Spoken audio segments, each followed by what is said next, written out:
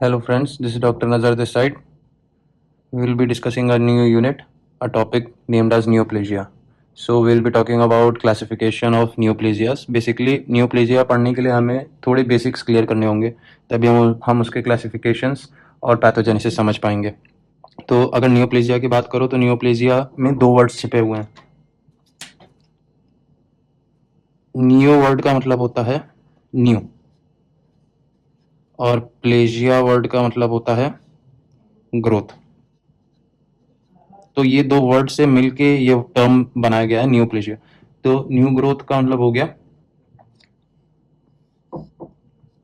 Tumours. अब हम किसी नॉर्मल लेमैन आदमी को अगर ये बताएं कि ट्यूमर क्या है, तो ट्यूमर से उसका यही मतलब होगा कि वो कैंसर समझेगा। तो जरूरी नहीं है कि ट्यूमर का मतलब ही कैंसर होगा। मेडिकल लैंग्वेज में कैंसर बहुत एक अलग चीज होती है। All tumours are not necessarily cancerous. ठीक, हमें बहुत सारे अलग अलग टर्म्स के बारे में समझना है। बिनाइन क्या होता है, प्री कैंसरस कंडीशन क्या होता है, डिस्प्लेजिया क्या होता है, एनाप्लेजिया क्या होता है, प्रॉपर कैंसर क्या होता है जिसको कार्सिनोमा कहेंगे। तो उससे पहले कुछ बेसिक्स क्लियर कर लेते हैं। तो बेसिक कॉन्सेप्ट के लिए मैंने यहाँ पे एक चीज डिस्कस की है आपके साथ। अगर मैं मान लो कोई भी ऑर्गन की बात करूं, कोई भी ऑर्गन हम बॉडी में उठाएंगे तो दो तरह के सेल्स होंगे, पैरेन्काइमा होगा और स्ट्रोमा होगा। तो पैरेन्काइमा बेसिकली फंक्शनल यूनिट या functional cells of that particular organ होंगे, ठीक है। और स्ट्रोमा बेसिकली, स्ट्रोमा वर्ड का मतलब होता है सपोर्टिंग। तो सपोर्टिंग सेल्स जो होती हैं उस टिश्यू के लिए, तो वो स्ट्रोमा कहलाएगा। अब एग्जाम्पल के तौर पे मैं आपको एग्जाम्पल समझा देता हूँ। मान लो ये मेरा लीवर है, ठीक। तो लीवर का आप अगर देखोगे तो साइनोसॉइड्स होते हैं, ठीक। साइनोसॉइड्स के पेरिफेरी में हिपैटोसाइट्स होते हैं, जो कि बाइल जूसेस और ये सब कुछ बना के अपने जो नॉर्मल फंक्शंस कर रहे हैं वो परफॉर्म कर रहे हैं, ठीक है। इन साइनोसॉइड्स में ड्रेन कर रहे हैं। तो अब ये वाले जो सेल्स मैंने बनाए हैं, ठीक, तो ये हो गया पैरेन्काइमल सेल या फिर मैं इसको हिपैटोसाइट कहूंगा, ठीक।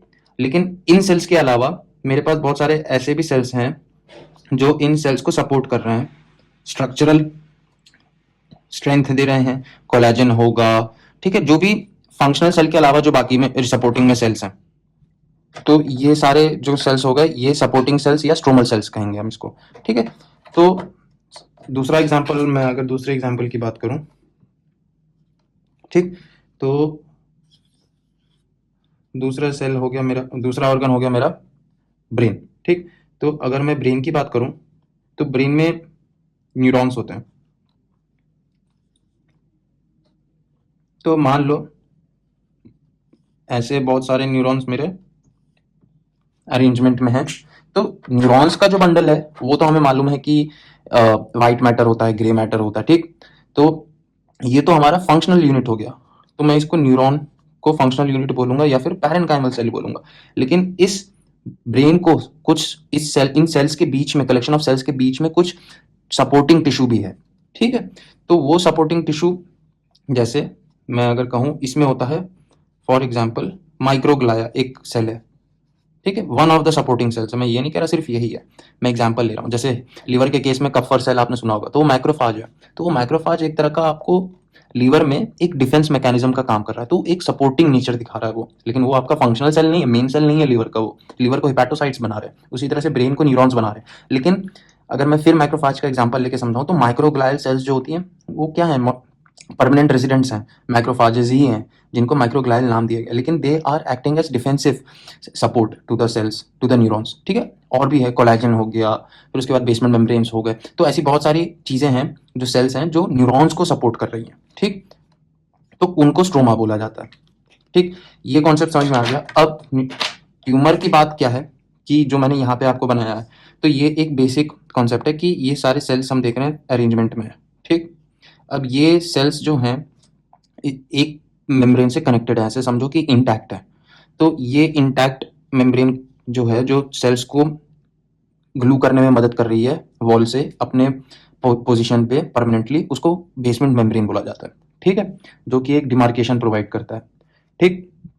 तो यही अगर बेसमेंट मेम्ब्रेन इंटैक्ट ना हो और यहाँ पे ये सेल्स एबनॉर्मली ग्रो कर जाए, तो इसको कुछ नहीं बोलेंगे, इसको ट्यूमर बोलेंगे, क्योंकि ट्यूमर की डेफिनेशन क्या बताया मैंने, एक न्यू ग्रोथ या मास। ठीक है, मैलिग्नेंट, प्री कैंसरस, बिनाइन, इन इन वर्ड्स को बताने के लिए, ये वर्ड्स क्या हैं, ये एक तरह का आपको ये बता रहा है कि इस ट्यूमर का क्वालिटी क्या है। ये नहीं बता रहा है कि यहाँ पे कैंसर है तो बिनाइन है तो बिनाइन इतना ग्रो करेगा, मैलिग्नेंट उससे ज्यादा ग्रो करेगा। It doesn't have to do anything with this. तो ट्यूमर ग्रोथ, ट्यूमर का मतलब हो गया कि ग्रोथ है। ठीक, बिनाइन है, मैलिग्नेंट है, प्री कैंसरस है, डिस्प्लेजिया, एनाप्लेजिया, तो वो एक कैरेक्टरिस्टिक फीचर है उस ग्रोथ का। ठीक है, तो अब हम लोग क्या करते हैं, बेसिकली पार्ट्स ऑफ ट्यूमर, अगर मैं लिखूं यहाँ पे कि ट्यूमर के क्या क्या पार्ट्स होंगे, तो बहुत सिंपल बात है, मेरा पैरेनकाइमल सेल तो चला गया क्योंकि यही कैंसर बन गया, तो ये ट्यूमर सेल हो गया। किसी भी ऑर्गन में पैरेनकाइमल स्ट्रोमा होना चाहिए। ये जो सेल्स हैं ये फंक्शनल सेल्स हैं, तो ट्यूमर सेल आ गया। ठीक, और स्ट्रोमा बचा, स्ट्रोमा में भी खराबी आ जाती है तो फाइब्रस स्ट्रोमा हो जाता है। ठीक है, तो ये आपके पार्ट्स ऑफ ट्यूमर हो गए। ये नॉर्मल फिजियोलॉजी थी यहाँ पे मैं आपको पैथोलॉजिकली बताना चाह रहा हूँ कि ट्यूमर के बाद जो नॉर्मल सेल्स का जो रूप बदल गया है, उनकी जगह पे वो कौन कौन है। पैरेन्काइमा बदल के ही ट्यूमर सेल बन रहा है। स्ट्रोमा क्या था, स्ट्रोमा था तो सपोर्टिंग टिश्यू था, वो भी फाइब्रस हो गया, दैट्स नॉन फंक्शनल। तो इस तरह से दो parts of tumour, tumour cell खुद और फाइब्रस स्ट्रोमा। इसके बाद यहाँ पे अगर मैं फाइब्रस स्ट्रोमा की बात करूँ, स्ट्रोमा तो था लेकिन फाइब्रस क्यों हो गया, वाई इज इट हैपनिंग। दो चीज याद रखनी है, एक तो पहली बात, अगर ट्यूमर सेल क्रिएट हो रहा है बॉडी में, ठीक है, कहीं भी, तो इसका होस्ट रिस्पॉन्स की वजह से एक होस्ट रिस्पॉन्स क्रिएट होगा और इस वजह से फाइब्रस टिश्यू डिपोजिशन स्टार्ट हो जाएगा, डिपॉजिट होने लगेगा। Stroma will start converting into fibrous tissue, या फिर फाइब्रस टिश्यू डिपॉजिट होने लगेगा। ठीक, पहली चीज, इस फाइब्रस स्ट्रोमा के प्रोसेस को डिपोजिशन कह लो या ट्रांसफॉर्मेशन कह लो, इसको एक नाम दिया गया है, इसको हम लोग also known as desmoplasia, desmoplasia भी बोलते हैं। ठीक, और एक और चीज, हार्ड कंसिस्टेंसी।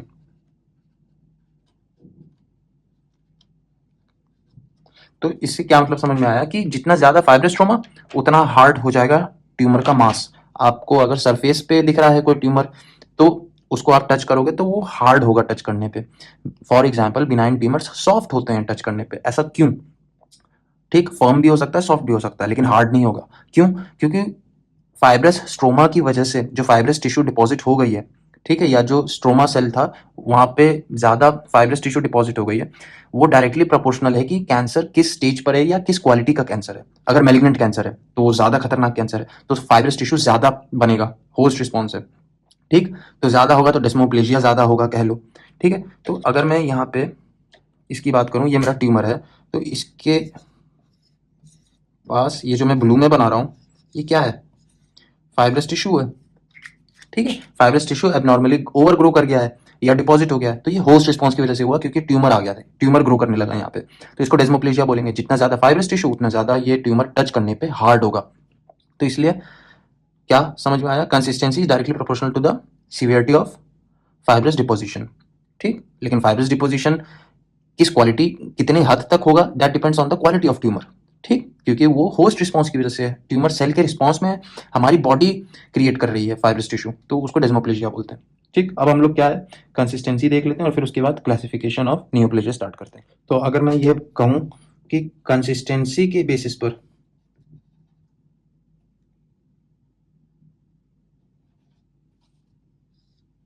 कि आप ट्यूमर को टच करने पे, फॉर एग्जांपल कोई ट्यूमर अगर सरफेस ट्यूमर बाहर आ गया और आप अगर उसको टच कर सकते हो, तो टच करने पर ट्यूमर का जो मास है वो किस तरह से फील हो रहा है।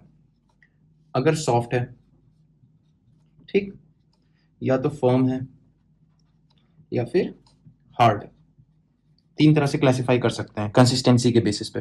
ठीक है, तो अगर कंसिस्टेंसी के बेसिस पे क्लासिफाई करूंगा तो ये वाला जो पार्ट होगा सॉफ्ट या फर्म, सॉफ्ट या फर्म क्या दर्शाता है या क्या रिप्रेजेंट करता है, वो ये बता रहा है कि फाइब्रस डिपोजिशन कम है, अभी इतनी ज्यादा फाइब्रस डिपोजिशन नहीं हुई है। फाइब्रस डिपोजिशन हमारी बॉडी खुद कर रही है रिस्पॉन्स में।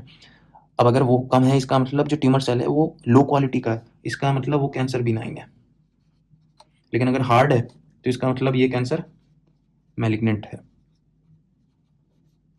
ठीक है, तो कंसिस्टेंसी देख लिया, ट्यूमर के पार्ट्स देख लिए, और हमने फिजियोलॉजिकल बेसिक कॉन्सेप्ट भी देख लिया कि किस तरह से पैरेन्काइमल सेल्स और स्ट्रोमल सेल्स होते हैं। अब हम लोग क्लासिफिकेशन की तरफ जाएंगे। क्लासिफिकेशन में हमें क्या पढ़ना है? Benign tumours, malignant tumours, mix tumours, और कुछ एक्स्ट्रा है जैसे टेराटोमास पढ़ेंगे। तो इस तरह से हम लोग अपना क्लासिफिकेशन स्टार्ट करते हैं। तो अगर मैं इसको डिवाइड करूं क्लासिफिकेशन में, तो पहली क्लास जो हम पढ़ेंगे वो होगा बिनाइन। ठीक है, बिनाइन ट्यूमर्स। तो बिनाइन ट्यूमर्स को पढ़ने के लिए हमें बेसिकली कुछ बेसिक फंडे हैं जो आप सारे न्यूप्लेजिया पे अप्लाई करोगे नेमिंग पे। ठीक है, कैंसर या ट्यूमर का जो नाम होगा, कैंसर का जो नाम होगा या ट्यूमर का जो नाम होगा, वो इन्हीं के क्लासिफिकेशन के बेसिस पर हम नोमेनक्लेचर करते हैं इनका। ठीक है, फॉर एग्जाम्पल अगर बिनाइन ट्यूमर है, तो बिनाइन ट्यूमर के लिए हम ज़्यादातर, अधिकतर, मैक्सिमम क्या यूज़ करते हैं? ओमा शब्द यूज़ करते हैं। और कहाँ यूज़ करेंगे? सफिक्स। तो सफिक्स ओमा यूज़ करेंगे। ठीक है, फॉर एग्जाम्पल, अब एग्जाम्पल लेके समझते हैं कि मान लो अगर कोई कह रहा है लाइपोमा, ओमा वर्ड आ गया, सफिक्स है, एंड में लगेगा। तो लाइपोमा, ये जो लाइपो वर्ड है ये आया, ये जो दोनों वर्ड्स हैं बेसिकली ये लाइपो प्लस ओमा। ठीक है, तो इनको मिला के ये बना है लाइपोमा। ठीक, तो लाइपोमा क्या रिप्रेजेंट कर रहा है? लाइपो आया है एडिपोसाइट से, एडिपोसाइट्स या फैट सेल। तो इसका मतलब ये ट्यूमर ऑफ फैट सेल्स है। लेकिन किस तरह का ट्यूमर है? ओमा लगा, इसका मतलब बिनाइन ट्यूमर है। ठीक, तो इस तरह से हम लोग नेमिंग्स को रिप्रेजेंट करते हैं, और नेम से कैंसर का नेचर और किस चीज, किस सेल का कैंसर है, हम नेम से ही समझ जाते हैं। ठीक, तो अब मैं एक एक करके यहाँ पे एग्जांपल्स डिस्कस करूंगा। और अब रूल है तो कुछ एक्सेप्शन भी होंगे, वो रूल्स एक दो ही जगह पर होंगे, उनको बस रट लेना है, बाकी रूल हर जगह अप्लाई होगा। ठीक है, तो अब अगर मैं ये जो ओमा सफिक्स है, तो ये सफिक्स यूज किसके लिए हो रहा है? बिनाइन मीजनकाइमल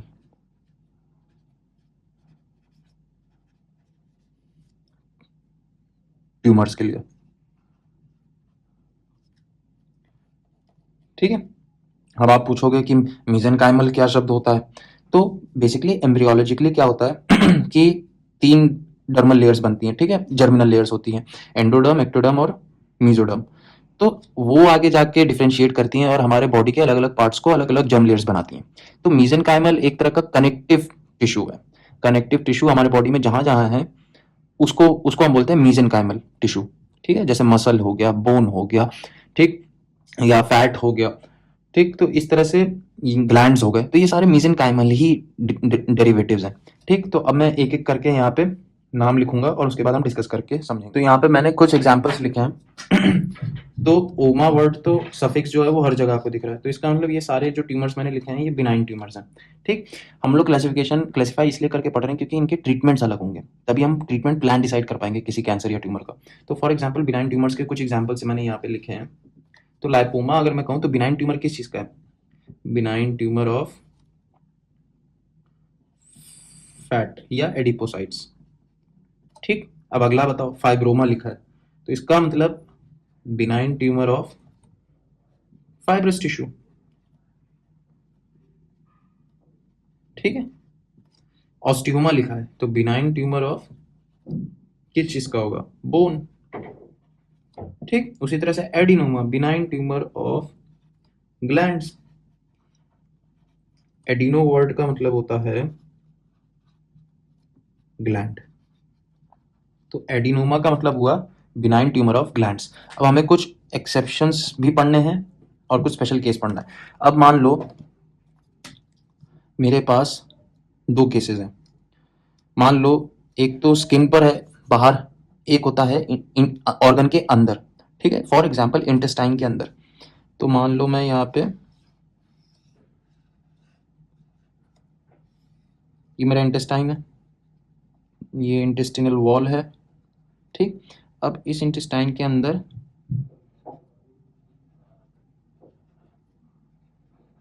ठीक इस तरह से कुछ स्ट्रक्चर्स उग रहे हैं। फिर इसके बाद मेरे पास स्किन है, मान लो स्किन है। ठीक, स्किन के ऊपर भी ऐसे प्रोजेक्शंस हो रहे हैं, ठीक। अब सवाल ये है कि मान लो ये अगर मेरा इंटेस्टिनल और ये मेरा सरफेस पर है। सरफेस का मतलब हो गया स्किन, इंटेस्टाइनल मतलब हो गया ऑर्गन, ठीक है। तो प्रोजेक्शन तो दिख रहा है, इस केस में भी प्रोजेक्शंस आ गए हैं, स्किन के ऊपर भी प्रोजेक्शंस आ गए। तो प्रोजेक्शंस को हम लोग बोलते हैं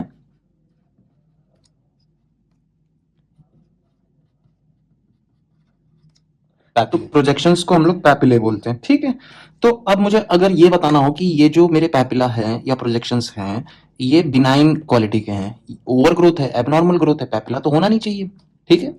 तो अगर मुझे ये बताना हो कि बिनाइन ग्रोथ है या बिनाइन पैपिले हैं तो इनको हम क्या बोलेंगे, पैपिलोमा बोलेंगे, क्योंकि मैंने ये बताया ओमा लगेगा। ये तो बात समझ गया मैं। अब मैं यहाँ पे भी पैपिलोमा लिख दूंगा और यहाँ पे भी पैपिलोमा लिख दूंगा, तो डिफरेंस क्या होगा, क्योंकि ये तो ऑर्गन में हो रहे हैं, ये स्किन पे हो रहे हैं, ठीक। तो इसको डिफरेंशिएट करने के लिए अगर आपका पैपिला बिनाइन पैपिला अगर आपके ऑर्गन में है तो हम लोग उसे बोलते हैं पॉलिप, ठीक। ये याद करने वाली बात है। लेकिन अगर वो सरफेस पर है या स्किन पर है तो इसको हम लोग बोलेंगे papilloma, as per the rule given here कि ओमा लगाना है हमें एंड में सफिक्स करके। तो पैपिलोमा तो आपको एक्सटर्नल सर्फेसिस के लिए या सरफेस पे जो पैपिले बन रहे हैं, बिनाइन पैपिले ओवर ग्रोथ बन रही है जो, तो उसको पैपिलोमा बोलेंगे। तो पॉलिप और पैपिलोमा में यही फर्क है कि present on papilloma is present on surface, papillary projection है, और इसका एग्जाम्पल क्या है, स्किन पैपिलोमा। अगर पॉलिप की बात करूं तो polyp is present inside organs, ठीक, have finger like projections and for example intestinal polyp, ठीक। अब हम लोग कुछ एक्सेप्शंस पढ़ेंगे। अब इस बिनाइन ट्यूमर का ये जो ओमा वाला रूल है इसमें कुछ एक्सेप्शंस हैं। एक्सेप्शंस, अब एक्सेप्शंस के लिए आप यहाँ पे, अब एक्सेप्शंस की बात करूं अगर तो लिम्फोमा, ठीक है। अब लिखा मैंने लिम्फोमा है, ठीक। अब इसको डिवाइड करके देखो, ओमा वर्ड आ गया इसमें, लिम्फ रिप्रेजेंट करता है लिम्फोसाइट्स को, तो इसका मतलब ये एक ट्यूमर है लिम्फोसाइट सेल्स का, ठीक, या फिर लिम्फोसाइट्स के कलेक्शन का, ठीक है। अब लिम्फोसाइट्स हमारे पास दो जगह पे होते हैं, मैं आपको एक्सप्लेन करने की कोशिश करता हूँ। मेरा मान लो ये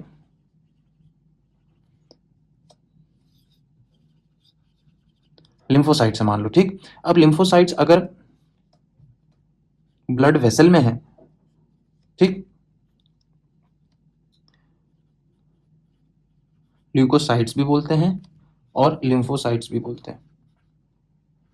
अब हम WBCs को दोनों नाम से जाना जाता है। अब ऐसे दो नाम बनाए क्यों हैं, देखो अगर ल्यूकोसाइट बोल रहे हो तो इसका ये रिप्रेजेंटेशन है कि ये वाइट ब्लड सेल हमारा ब्लड स्ट्रीम में है, ठीक है, ब्लड वेसल में।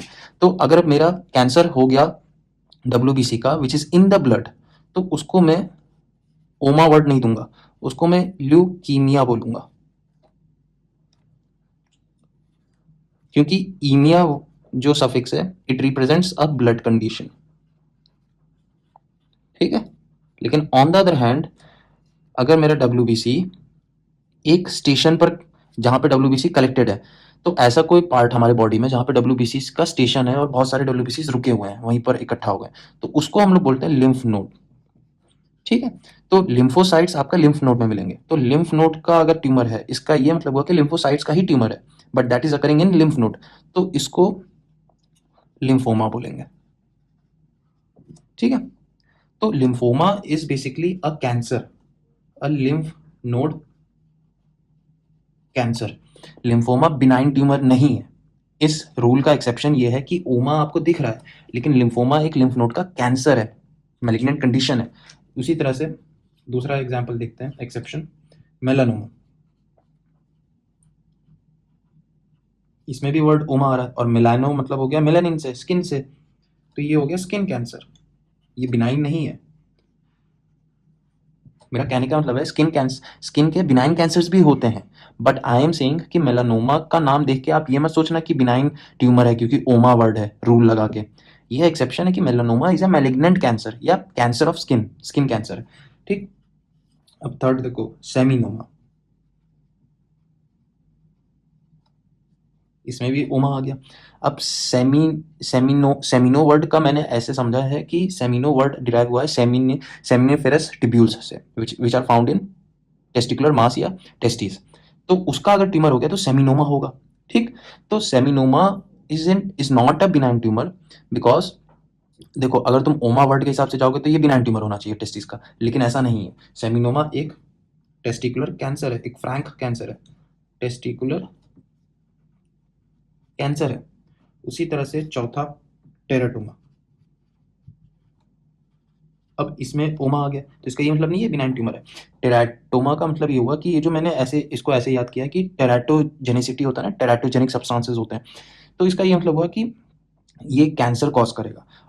और एक और चीज़ है, इस टेराटोमा की खास बात ये होती है कि सारी जर्म लेयर्स की ट्यूमर होती हैं ये, मतलब जो न्यू ग्रोथ होगी वो तुम्हारे सारे जर्मिनल लेयर्स को अफेक्ट करेंगे, चाहे वो एंडोडर्म हो, चाहे मीजोडर्म हो, चाहे एक्टोडर्म हो। ठीक है, तो टेराटोमा बेसिकली क्या है, कैन बी कैंसर, मे और may not be a cancer. ठीक है, अगर डिपेंड कर रहा है ना कि कितने कितने एक्सटेंट तक, लेकिन फंडा सबके एग्जाम्पल्स का फंडा ये है कि ओमा पे आपको ये एग्जाम्पल्स रटने होंगे, याद करना होगा, क्योंकि ये ऐसे पर्टिकुलर एग्जाम्पल्स है जहाँ पे ओमा है but they are not benign tumours.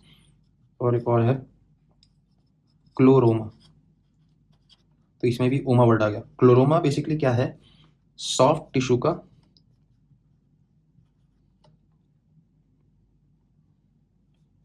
Cancer है। और ये कैंसर कौन सा कैंसर है, AML। बेसिकली AML कहाँ दिखता है, ब्लड का कैंसर है एक तरह का, अक्यूट माइलॉइड ल्यूकीमिया, ब्लड का है। लेकिन मैं ये कह रहा हूँ कि अगर AML सॉफ्ट टिश्यू में हो गया, ठीक, तो it's a AML of soft tissues, तो that is known as chloroma. ठीक है, and it is cancerous condition. ठीक है, तो इसलिए क्या होता है कि अगर सॉफ्ट टिश्यू में AML हो गया तो कभी कभी क्या होता है कि ऑर्बिट में ओवर ग्रोथ हो जाती है। वो जो सॉफ्ट टिश्यू का कैंसर हो रहा है, जो AML है, वो सॉफ्ट टिश्यू में हो तो रहा है, लेकिन अगर ऑर्बिट में हो जाएगा, ठीक, तो क्या होगा, प्रोप्टोसिस होगी, आंख बाहर निकल आएगी, जैसे हम लोग ग्रेव्स डिजीज में पढ़ते हैं, हाइपरथायरॉयडिज्म में पढ़ते हैं। ठीक, तो प्रोप्टोसिस में आंख बाहर आ जाती है। ठीक है, तो इस तरह से ये 5 एग्जांपल्स एक्सेप्शन हैं बिनाइन ट्यूमर्स के। इनके नाम में उमा तो आ रहा है but they are not benign. ठीक है, अब नेक्स्ट क्लासिफिकेशन देखते हैं, विच इज मैलिग्नेंट ट्यूमर्स।